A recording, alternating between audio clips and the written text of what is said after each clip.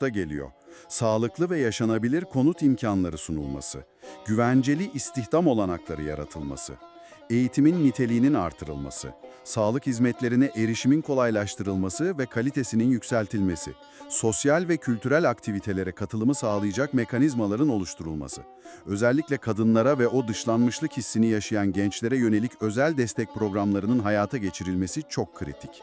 Ve sanırım tüm bunların merkezinde de o insanların kendi seslerinin duyulması var, değil mi? Katılımcılık meselesi. Kesinlikle. Raporun en güçlü vurgusu bu.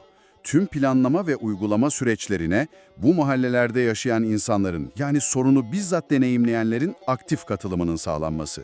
Onların taleplerini, önceliklerini, çözüm önerilerini dikkate almadan atılacak adımların başarılı olma şansı çok düşük.